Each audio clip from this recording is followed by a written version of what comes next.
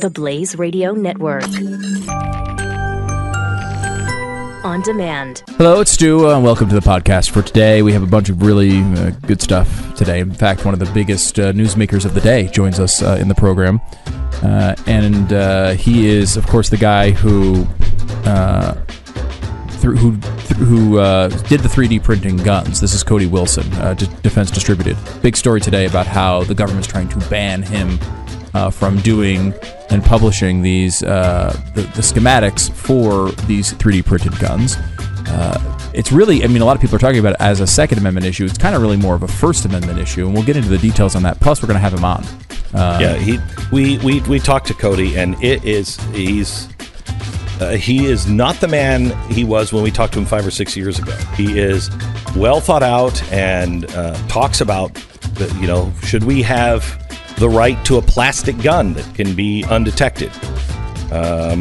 Do we have that right? Or should we be able to ban it? Really thoughtful conversation. It is about the Second Amendment, but it is really about the First Amendment, the way the Senate and the Democrats are coming about this. If you remember Alexandria Ocasio-Cortez, Bernie Sanders, everyone's asking for Medicare for all, the new socialist movement. We go into depth on how you would actually pay for that, and I give Glenn a list of menu options. It's not pretty. Yeah, this is where the show starts, and it'll melt your brain. It really will melt your brain. Just doing the things that you would have to do to even begin to scratch the surface fundamentally change absolutely everything about America and would destroy our economic system entirely, I think, within a year. But other than that, it's a pretty good idea. Yeah. And wait till you hear that. A great clip from Mike Lee, who's actually guarding the Constitution for you. And you got to stick around to make sure you hear Pat rapping. Which is... So, don't... make sure when you get to that part, you haven't recently eaten. Here's the podcast for today. Glenn Beck. Let's go. 1979. 1979, before the Islamic Revolution in Iran. Exchange rate was 70 Iranian rials to $1 US. Today, that number has grown to 119,000 to $1 US. Iranian currency is in a dramatic death spiral. It has dropped 18% in the past 2 days. The annual inflation rate now is 221%.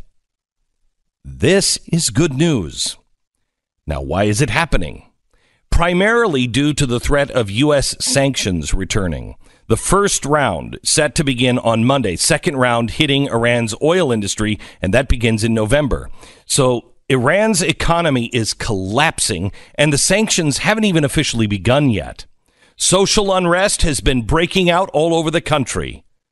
Iran actually knows how to live in peace. Iran actually knows how to be free and democratic because they have a long history of it. This is not like Iraq or any of the other places. Now, we have no idea what unsettling Iran will mean for the future. So we should all pray and hope for the best. But God only knows what will happen. But food and water shortages are now pushing people to the brink. Protesters have been heard yelling, "Death to Khamenei," rather than "Death to America." Now, this is what would have happened had the Obama administration not given Iran a lifeline with a nuke deal. But they were at a breaking point, and for some reason, we decided that it was wise to infuse the world's largest state sponsor of terror with billions of dollars. But let's pivot quickly to another failing state, Venezuela. The IMF just announced that the inflation rate now in Venezuela will hit 1,000,000% by the end of the year. I won't even bother to tell you what the exchange rate is. Let's just say it's bad.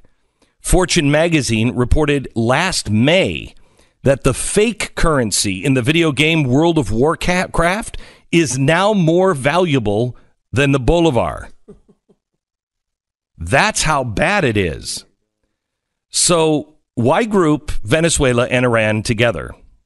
Yes, they're both failing states, but what else do they have in common? Well, something you're never going to hear the leftist and the mainstream media talk about. You won't hear a Democrat talk about it.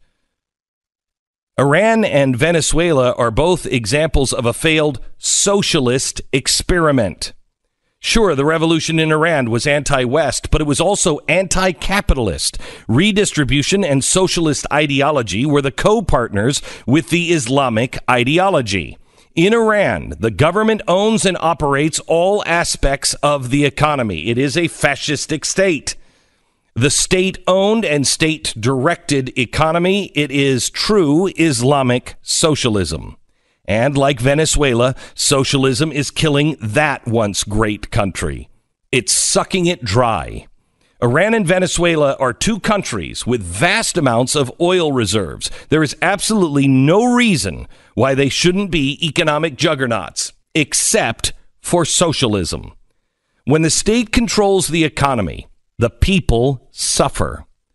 How many examples do we need before our children can finally see the lie that this new popular wave of American democratic socialists will only bring misery? It doesn't matter how flashy the PR campaign is.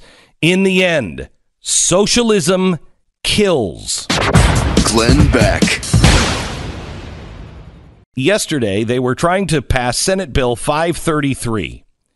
And if this is not up to the president, if you want to ban 3D gun printing, and that's not what they're even talking about, they're saying that they want to make it illegal to publish the blueprints of guns, which are available at the patent office.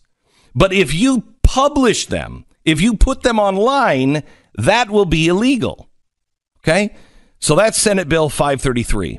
Here is, as they're trying to pass it, Mike Lee stands up. He's like, I've had this for about 10 minutes, so can I just chime in here just quickly before we do something? Great moment. Thank God Mike Lee is there. Thank God. Listen to this. God. Mr. President, reserving the right to object, I first saw this legislation literally moments ago, and therefore haven't had adequate time to review it. But I will say this.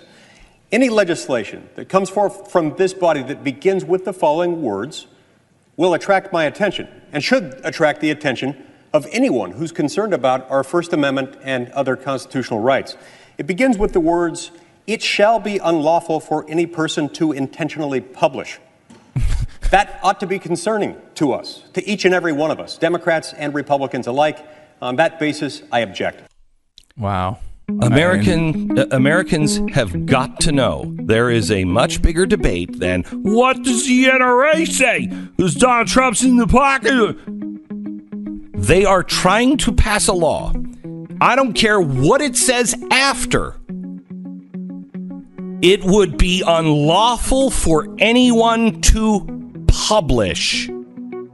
Follow that with anything. And it is against our Constitution. Now, we're also going to explain why this is just hyperbole, why this is the latest attack on Donald Trump and the NRA. This is ridiculous to have this debate, but we're having it, so we have to be able to defend it. Glenn Beck. You know, I watched CNN yesterday for about 10 minutes. Man, I can't even say that. It was probably about 35 minutes. And mainly because I couldn't find the remote. And so I couldn't change the damn channel. But I'm sitting there and I'm having lunch yesterday and I'm watching it. And this is an honest question. Does CNN report news anymore? Because if you watch them, I mean, it was one story after another, and all it was speculation and then opinion about the speculation. We think this is what's going on. We think this is who's doing what. And then opinions about that and what it might mean if it's true. Yeah, I mean, there are particularly certain shows that really go over the line on that network. There's some that are okay, but there's a lot of them that are really it's just constant. Like, I used this example yesterday, but it's like they had a speech of Trump, and he's just doing a normal campaign speech, and they're just covering it. Mm-hmm. And the bottom of the screen, the little lower third banner there, says Trump talks amid Russian allegations, and then they listed like 3 or 4 of the potential scandals that have been swirling around the news. It's like, what do you mean amid? He wasn't talking about any of those topics. He was speaking at the same time we're worried about them. Is that the point you're making? I mean, you also could have said Donald Trump speaks amid a great economy with a very low unemployment rate and a new Supreme Court justice about to be nominated, or you could have done any of those things. Instead, you pick, hey, let's pick the 3 or 4 worst things we can think of, and just put he's speaking at the same time these things are being considered. I mean, that's the sort of bias that's very implicit there. Yesterday, I started making a list of people that I want to talk to, that I think could add some intelligence to conversation, and I don't care who they are. I want to talk to people who are honestly seeking truth. I don't care. No politicians are involved. I don't care where you're at, as long as you agree with the Bill of Rights that we should not be shut down for our opinion, that nobody should be silenced. You know what I mean? And you're honestly seeking truth, and you can have an honest conversation where honest questions are asked that might change your mind. Talk to somebody and ask them questions about their point of view and their perspective that might change your mind, or they might change their mind because of something you're saying to them. That's the kind of conversation I want to have. So I started making a list. I ran out of people at 10. 10! I mean, what do you do? Who are those people that you think that are either, and I want to be really careful, because there is a difference between leftists who are just, the activists on either side, the people that just will go and say anything, and they will never look at themselves in the mirror because they have an agenda. Who do you see that isn't like that? I mean, somebody suggested to me, Glenn, you really need to talk to the CEO of Twitter. Okay, well, I'd like to, but is he like that? Is he a guy who is open-minded? I don't know. Is he a guy open-minded enough to be able to say, wait a minute, let me say this. Let me show you how people view what you're doing. And him go, now you know what? I didn't think of it that way. I've never thought of it that way because I'm surrounded by leftists. I don't think that moment would happen. I don't think so. But I mean, would somebody... I don't want to... Why waste our time with people whose minds are already made up? Why? Well, I mean, if they have something to add to your perspective... Let me rephrase that. Mm-hmm. Whose minds are already made up, and there's no chance for anything surprising to happen in either direction. Right. And their minds are made up, and you are wrong, and they are right. We'll use a CNN example from today. They brought on a person who was in the crowd of the Las Vegas shooting, and then they brought on a Second Amendment advocate talking about the 3D printed guns. Right. And so what happened, as you would expect, was an argument and name calling. An argument in which the Las Vegas shooting victim appealed to everyone's emotions because he was, of course, in the middle of a terrible tragedy, one of the worst tragedies, at least as far as guns go. And then, the Second Amendment advocate, which I don't know who, I'm not sure who she was, but trying to explain the difference between rights and feelings. And, there are, we've seen certainly with Dana Lash, who's had real success as going on there in those tough circumstances to argue. It's, it's hard. These are hard moments, and they're hard decisions to make for a society. They act as if they're so easy. These are difficult decisions. Our decision was made in 1791. So, it was a long time ago that one was made, but still, these are tough issues. And you have to have someone who's really knows what they're doing and is really balanced and understands these things going on. One person's laughing at the other, then, the shooting victim makes some point that makes no sense as far as the Constitution, as you might expect. Again, he's a guy he's talking about emotion, is involved in a shooting, and she laughs at it. And then he says, "How dare you laugh at me? I was in a shooting. Bullets were coming down and I was dodging them and you're laughing at me." How could that possibly advance anyone's understanding of this issue in any way, that conversation? It's a giant zilch. And you have, of course, the host who is, every time the Second Amendment advocate says anything that veers at all into something that doesn't make them look bad, she just interrupts them and then they go back to the other person. And it's just like, now, of course, I obviously agree with the Second Amendment advocate on these issues, so I'm seeing it in that fashion. But the bottom line is, there was zero chance of something positive coming out of that conversation. So zero. Glenn Beck.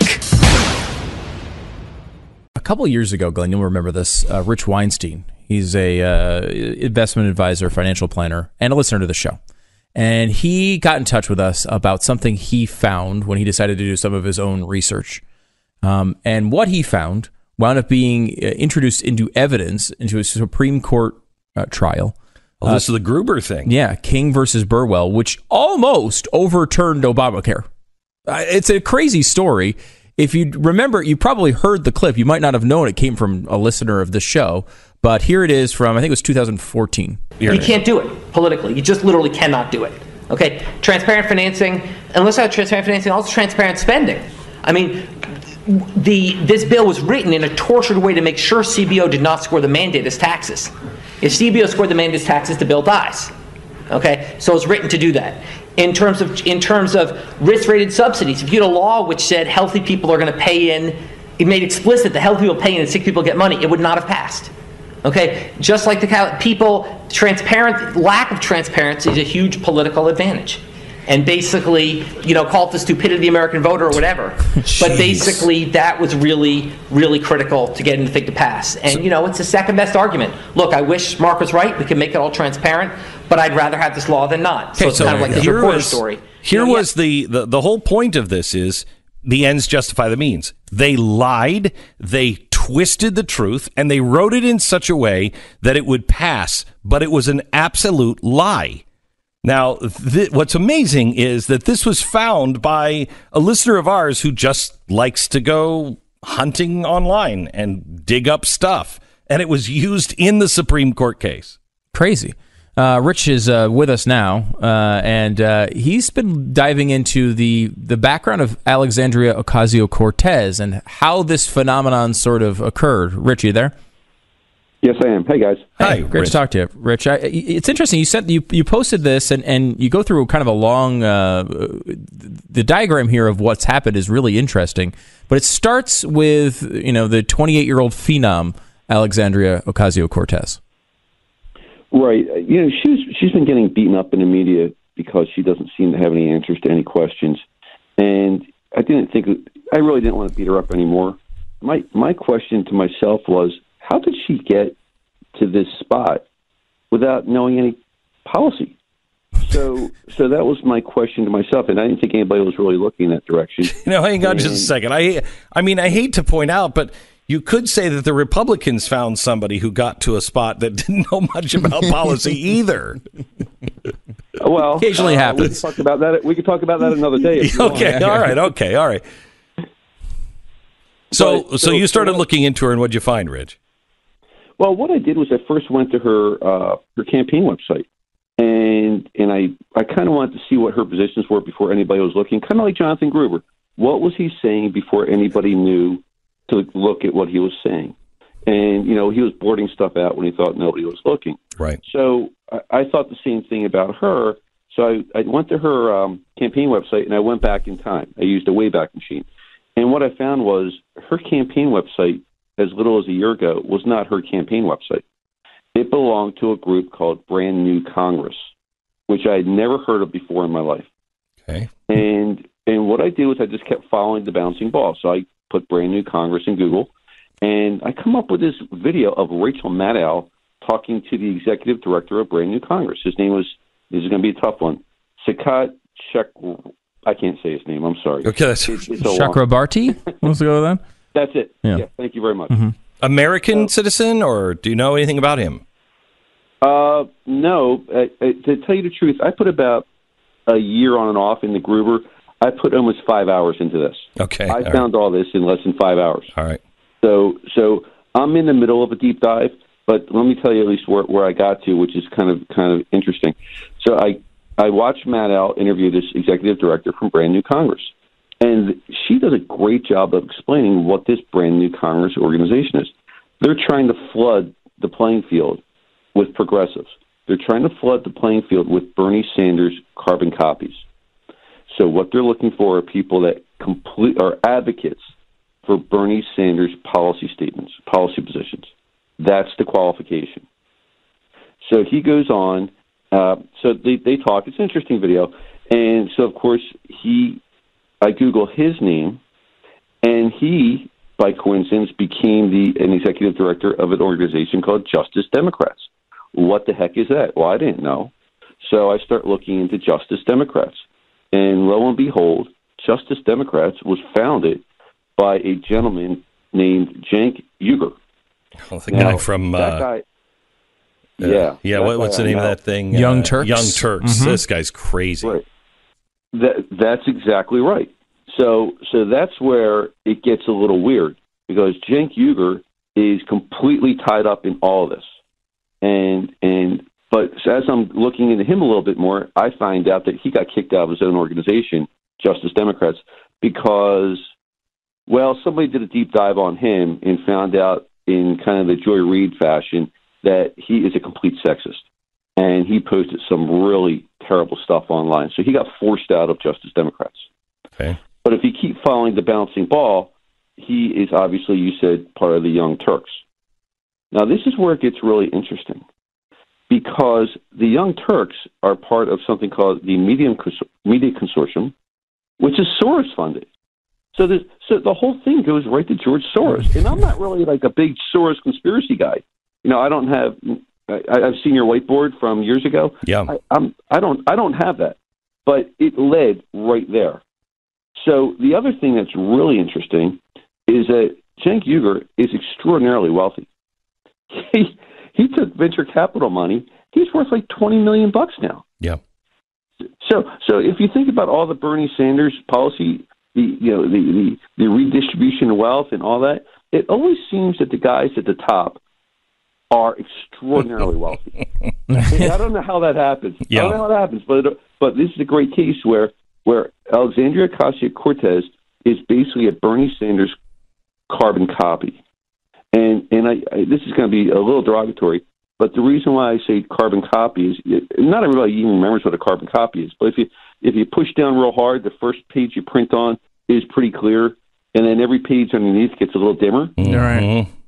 You see where I'm going there? Yes. So, Yes. So you can see why she doesn't understand the policy. Well, I don't understand this, honestly, Richard, because she is, I think she's Ivy League educated. No. She has a master's in foreign... BU. I thought you went to BU. Didn't you go to... Okay. I think BU. But it's a really good still school. A good college. Yep. She has, I think, a master's in foreign policy or foreign relations, and also one in economics, I think. Yeah. And she doesn't seem to have an answer on anything foreign policy or economics. Well, actually, some of her foreign policy statements are really incredible. And I actually did a Google search on her foreign policy comments. I think she's been really anti-Israel. So all I did was did a Google search, took a picture of it, and put it online. And what's interesting is if you I haven't completed my deep dive, but getting back to Brand New Congress, they have a bunch of board members. And the first guy who's a board member who's listed, his name is Patrick Taylor. Patrick without a K, Taylor. And this guy is really anti-Israel. And some of the stuff he likes to tweet. Like Cenk likes to, be sexist online and post. This guy is really, really anti-Israel, and he wants to go ahead and let me see if I can find what he posted online. It'll just take me a second. But some of the stuff he posted is is really anti-Israel, and it seems like that's a running theme in this group also. I don't know why. Okay, it's Marxism. Marxism is always hand in hand with anti-Semitism, always, without exception. Right. So here's what he posted. Patrick Taylor. It's a time to create a serious list of companies and individuals and boycott them endlessly until Palestinians have their own state and autonomy. Maybe create an app to make it most efficient and then make it more real for Israel. You know anyone that could do that? At Glenn Greenwald. So that is, I mean, there's a whole strand of, to research also, but they are, I don't understand, well, you explained it, but to me, there's a whole lot going on here, and there's a whole lot going on behind the scenes. And Alexandria Ocasio-Cortez, if I had to call her a pawn in a bigger game of chess, I think that's what it is. And there's a mess of her. This brand new Congress wants to flood the market with 400 candidates.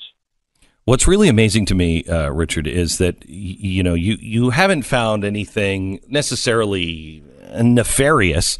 What you found is that big, huge money goes out and tries to find people that will run and do the bidding of socialists and that can get elected, and there is no such thing as a grassroots campaign. The story is she went out and she knocked on doors, et cetera, which I believe she did.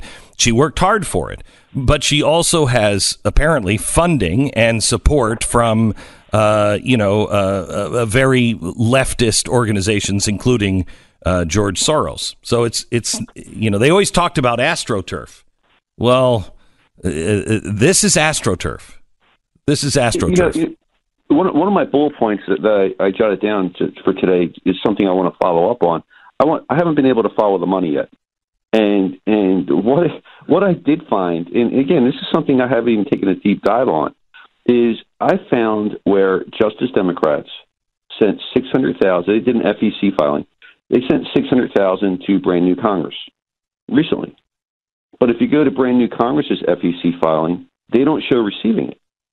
So there's something really weird going on with the money. They're really good at bundling small donations and putting it in a pack here and sending it here. That's going to be a huge flowchart if I can ever figure it out.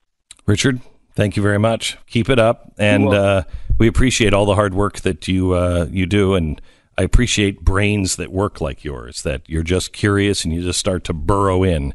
Thank you so much, Richard. Glenn Beck. Harry in Georgia. No, it's a great story. I know, but we got to jump on this socialist bandwagon. Yeah. Hello, Harry. How are you? Hey, yeah, I also invested $245,000 with Jeff on the first day. So why are you calling us? You should be on your own island. Listen, I go back with you guys to before day one. I go back to a Buccaneer. Okay, your tryout. Wow. Okay. So this is Harry. I remember you now. Give you all the opportunity in the world to back up on a statement you made about an hour ago. Okay, go ahead. This is on the gun stuff. All right. Or what you guys are calling 3D printed guns and a lot of stuff. Cody, and I know you guys don't really know this because you're not really, hardware guys or whatever, but it takes everything I have not to buy a new piece of equipment because I just love machinery. Yeah. And so I mess around with this stuff a lot. So number one, what Cody is selling with Defense Distributed is not 3D printers. He's selling a CNC milling machine. That's so a lot of people, and I know there's also the 3D printing aspect, additive. Yes. But the CNC milling is you're taking away parts of metal, which you can do with a drill press and a hand-worked milling machine, and have been able to do that for 100 years. Sure. But on top of that, part of your argument, I think you were just on the way out of a segment, and this might have just been a throwaway line, but you said, this stuff is already available at the patent office. Glenn, that's the point of the patent office. Oh, no, hang on. Wait. Harry. Okay. Harry. Yes, you and I are on exactly the same page, so I'm glad you called. It is available at the patent office. The patent is what made America and capitalism work.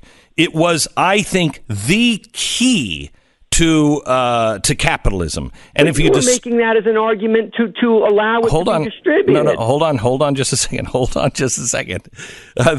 So I agree with patents and being able to have the right to patents.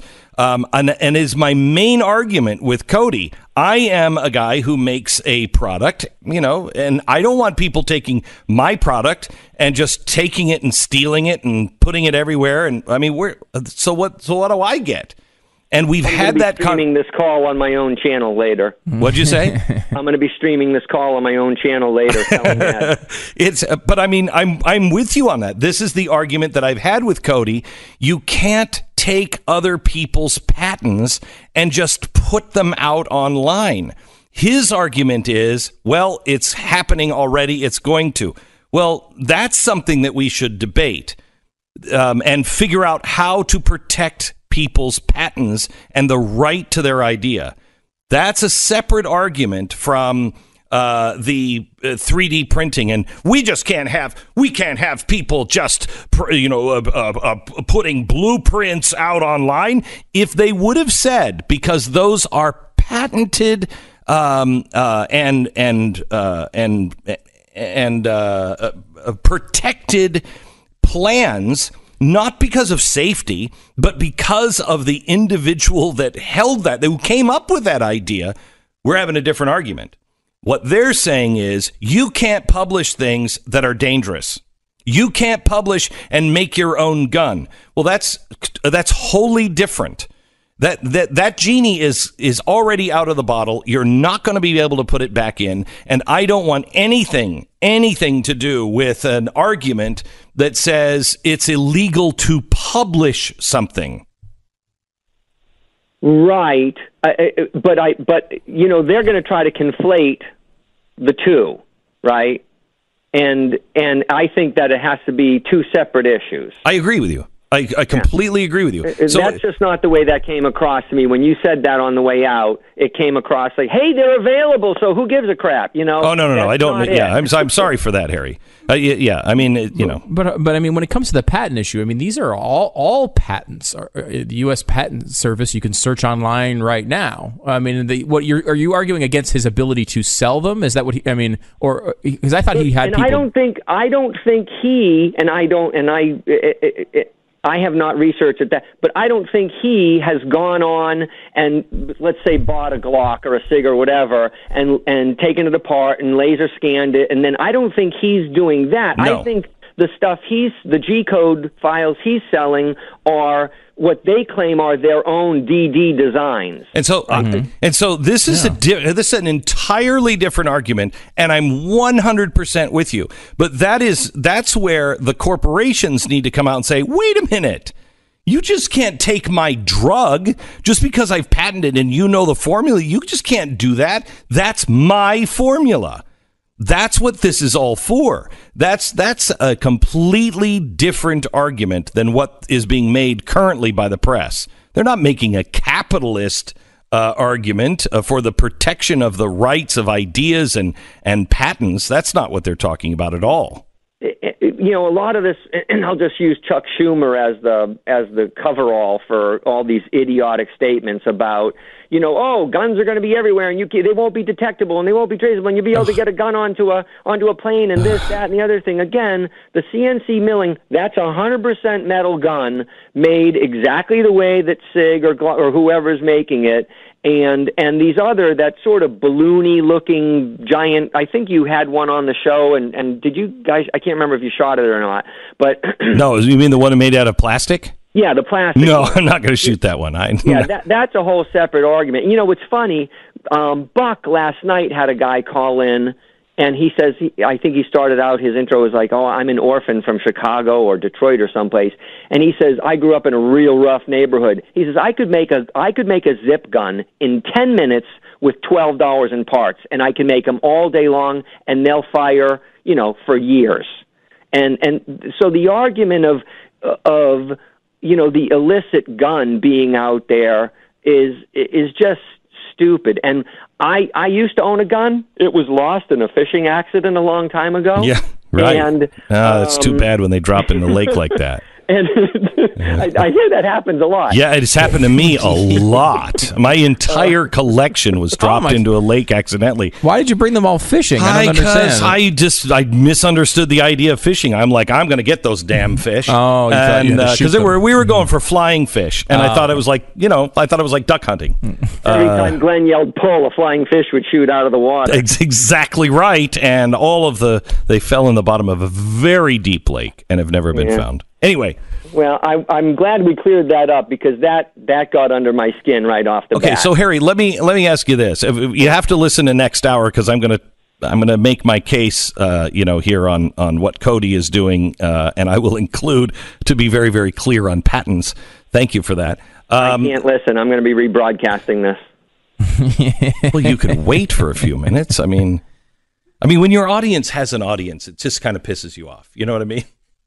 No, you should say, hey, you know what you should do is you should rebroadcast this broadcast live on your broadcast, which would be, sure, I have copyrights, but what the hell? Can I get you to run a promo? So, Harry, one more thing. What is the, I do want you to hold after this, because I do want to find out about your podcasts and everything else, but tell me what your stance is on the plastic guns. Well, listen, my wife's father used to work for the FBI, and we got an internal tour about 20 years ago, and he took us all around up to he was in forensics, and he took us up to the guy that does all the the gun testing and all that stuff. Yeah. And he's talking about this, that, and the other thing with figuring out the guns and unscrewing when they get rid of the serial numbers and stuff like that. And I said, wait, there's no what about the undetectability of polymers and stuff? And he says, oh no, they can't do that. And I said, wait a minute. There's no plastic or whatever. I'm not a chemist, but under the generic non-metal type stuff, that can contain the blast of. And he sort of looked like, when you catch a kid like, uh-oh, and he sort of looked like that. And I was like, okay, whatever you said there's not. And that was a long time ago. Right. So it seems difficult for me to believe that there's not already or very soon going to be a generic plastic again. Sure. But should we have laws against undetectable guns?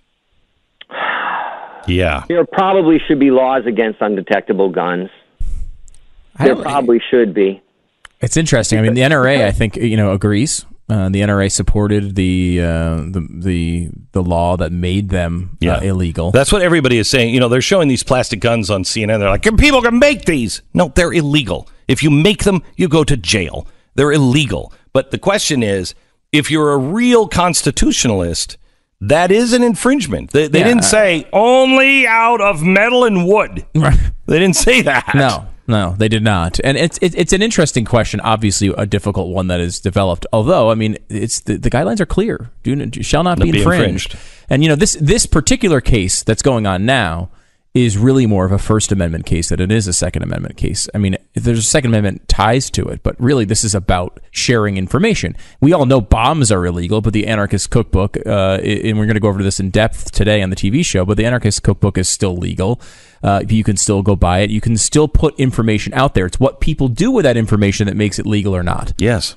And, that is, now there are some obviously exceptions with private information, and there's certain things out there that you can and can't do. I just don't want to be a part of a country that says you cannot publish these ideas, or you cannot publish, if you want to say you cannot publish them because they are copywritten ideas. Right. Someone else owns them. Somebody else owns them. That's a different argument. But to say, well, this is dangerous, we cannot allow you to publish, that is a really bright red line that you never allow the government to cross.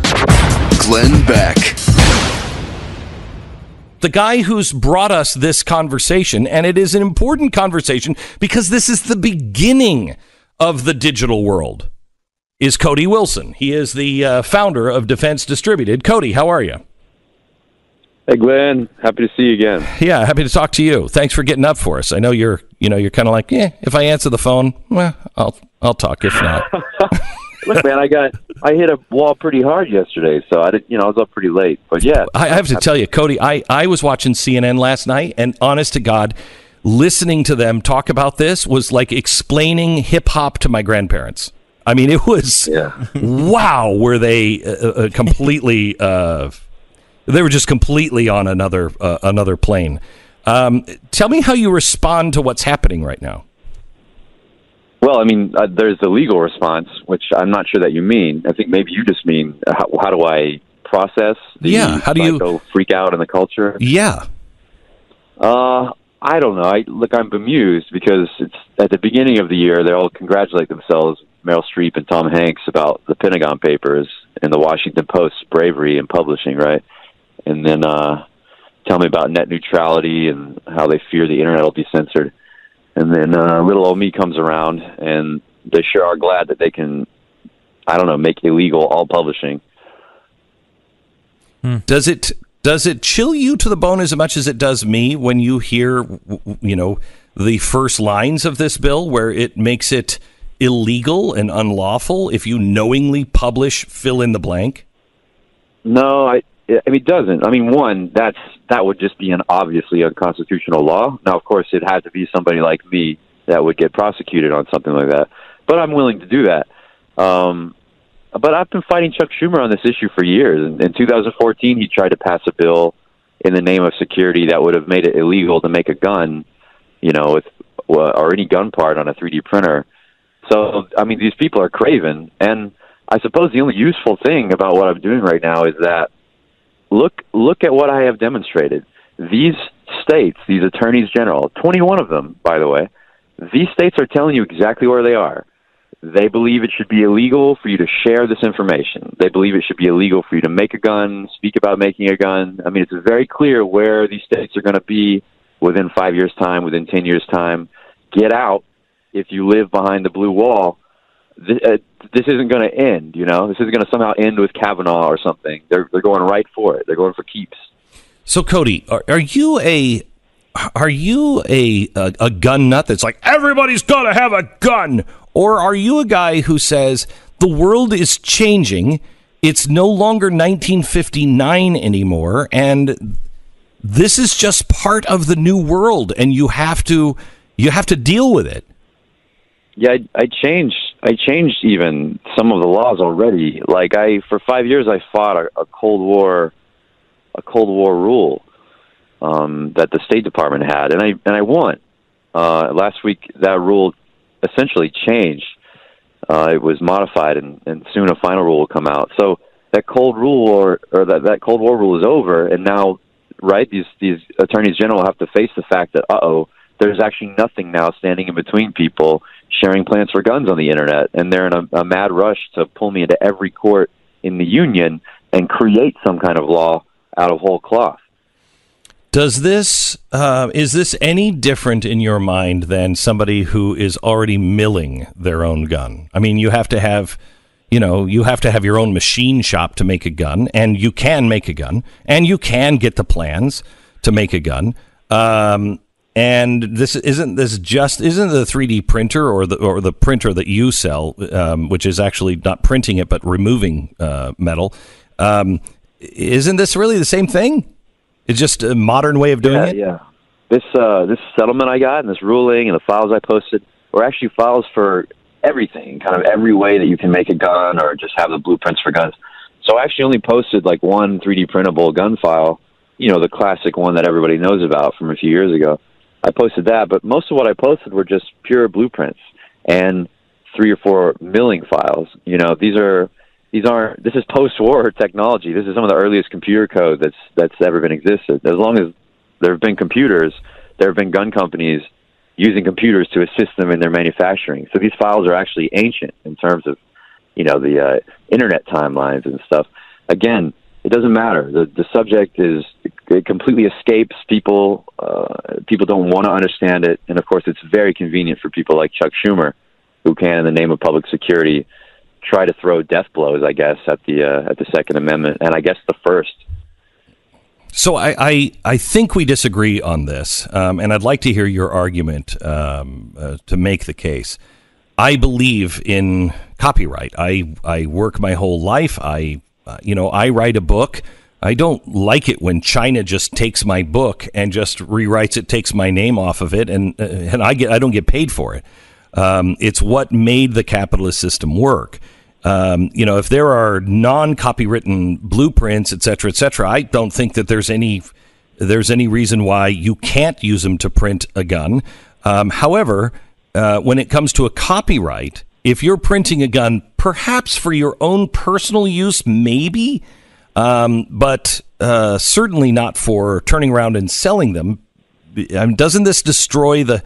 Do you draw a line between things that are out in the open already, that are free from copyright, and copywritten material? Yeah, I do. In the case of this subject, though, copyright really only applies to written blueprints or, let's say, instruction manuals, things like that. For the most part, what we're concerned about are patents. Design patents, utility patents, things like that. And design patents actually have much shorter lives. So, in the case of the firearms world, most of the patterns that are pretty successful and that people use and the files related to guns are actually already expired in terms of patent. They're not protected. Okay, so you didn't, and I'm sorry you're using copyright. It's my business. I'm not thinking patents. If what you have released and what you believe should and can be released is not stuff that has been patented, or not even released, but not used, not made, would you agree with the protection of the patent? I decline to patent any of our technology. And, of course, the really popular technologies like the AR-15 and these other guns in 1911, these designs have been with us so long that, thankfully, no one has patent anymore. But what I was given the authority to do by the State Department, what's really important about what I was given authority to do was to commit this information to the public domain. To put it there is to make it safe, both from claims of future patents and copyright, but also from claims by the government that, well, you can't post this anymore. Well, sorry, no, it's actually considered in the public domain. It's now outside of the scope of these laws. So in this sense, avoiding intellectual property is actually one of the safest ways to preserve the information before the law. What about the plastic gun, the undetectable gun? What do you mean? The copyright on the gun? Do you? I'm trying to figure out. This is everybody's talking about plastic guns, undetectable guns, guns without serial numbers. All of this stuff. Where is there a line at all on the Second Amendment? Well, our opposition, right? I'm being charitable here. I'm not calling them our earnest enemy. I'm not calling them domestic enemies of the Constitution of the United States. I'm calling them our opposition. What they believe is that they can use this issue and talk about undetectability, but pass laws about traceability so that they can end up creating laws that make sure that no matter what, if you make a gun in this country, it's either illegal or you have to tell the state about it. And that's never been the law in this country, and it never should be. Yeah, that came in the 1960s. Okay, Cody, hang on just for a second. Cody Wilson, the founder of Defense Distributed, the guy who all of the 3D stuff is happening because of him. Cody Wilson, the founder of Defense Distributed. Cody, first of all, correction. You say I was wrong on something? Oh, I don't know if it's what you meant, but okay. There's a law from the 1960s called the Gun Control Act, and it is a law that requires a serial number to be put on a gun, but only if that gun is made by a commercial manufacturer, dealer, or distributor. Correct. So American individuals, your listeners at home, have the legal right to make a gun for themselves for their own use, and they don't have to put a serial number on it. That's what I just wanted to make sure was clear. We're on the same thing. Everybody has a right to do this themselves right now. The deal is do you have the expertise and the equipment to do it? And 3D printing, they're trying to make it sound like everybody can just run out and buy one of these printers, which you could, but you could also get the milling machine and make one yourself as well. It's pretty expensive too. I mean, they make it seem like this is the easiest thing in the world. Cody, I'm curious, one of the points that keeps being brought up against you is the idea that we should not have the right, and we don't have the right, to create a gun out of plastic that cannot be detected by metal detectors. How do you react to that?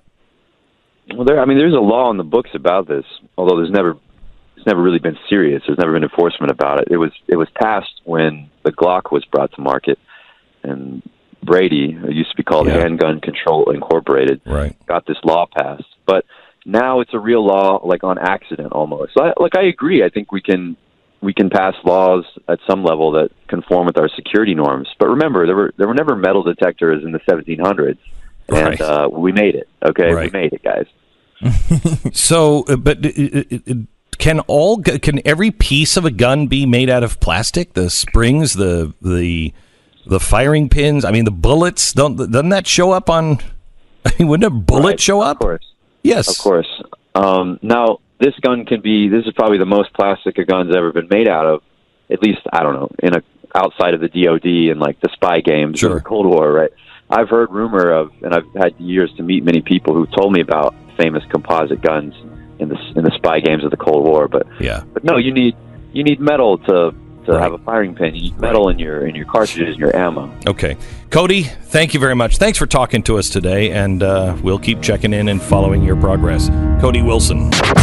Glenn Beck. The best of the Glenn Beck Program. Glenn Beck. The best of the Glenn Beck Program.